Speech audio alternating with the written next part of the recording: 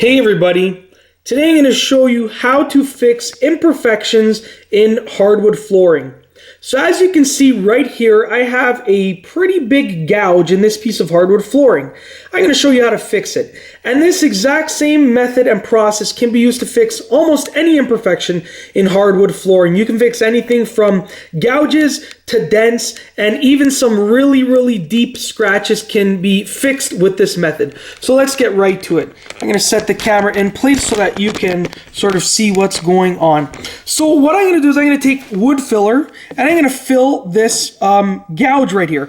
Now it's important to get wood filler that is very similar to the color of your hardwood flooring. I've gotten a color that's pretty similar, but I'm going to be sanding and staining all of this hardwood very soon, so it wasn't as big of a deal for me. But if you're looking to keep your flooring in the same condition without sanding it or staining it, then you should try and match it to the color as much as possible. So you are going to take the cap off of your wood filler, put some wood filler on your finger just like that, and you are going to rub your finger over that imperfection in the hardwood floor to fill it with wood filler just like that. So, be very generous with it because you're going to scrape it off in just a second.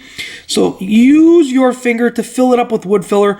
Go in different directions so you can make sure that there are no air holes or air bubbles, or there are no spots that go under the level of the hardwood. Your goal is to fill it over the level of the hardwood so you can sort of scrape off the excess. So as you can see right here, I filled in the gouge with wood filler. What I'm going to do now is I'm going to take this tool right here. Some people call it a putty knife, some people call it a spatula, some people call it a scraper, but this is the tool that you need to use. You're going to take that tool, you're going to use it to scrape off the excess wood filler right here. So I'm going to use it at this angle right here and just lightly pressing down, scrape off the excess. Now it's important to press down very lightly because you don't want to scratch the hardwood floor while trying to fix another gouge or dent or whatnot.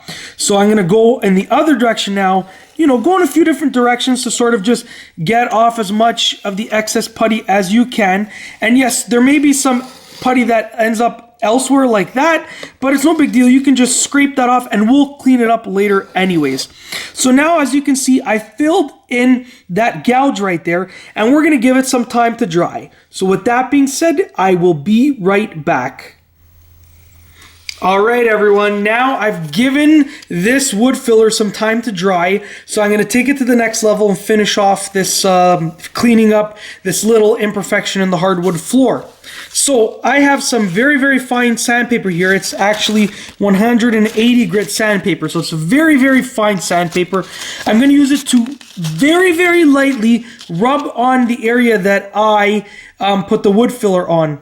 And you don't want to rub too hard because you don't want to create additional scratches. You know what I mean? You want to just go very lightly. So I'm going to take this fine sandpaper and I'm going to rub very lightly on the area that I was working on. And there's a little bit of wood filler there, so I'm going to rub that too very lightly.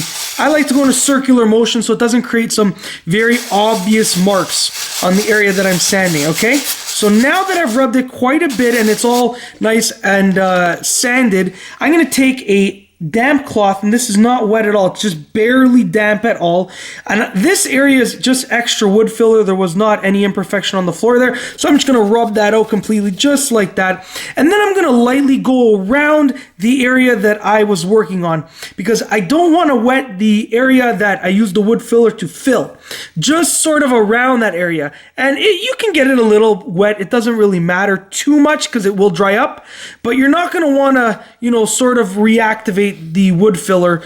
Now that it's dried up, you're going to want to take advantage of it.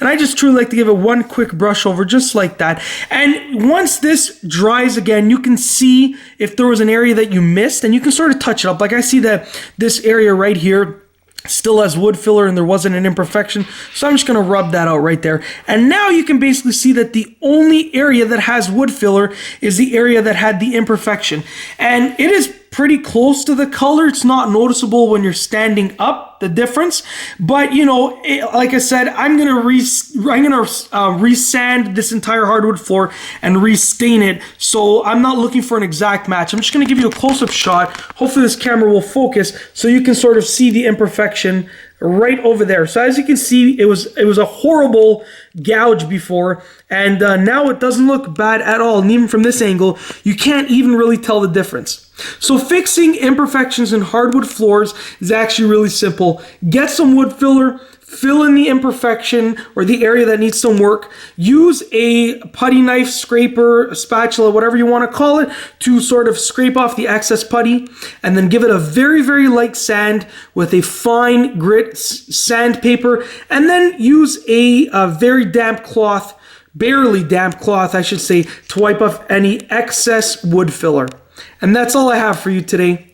Thanks for watching.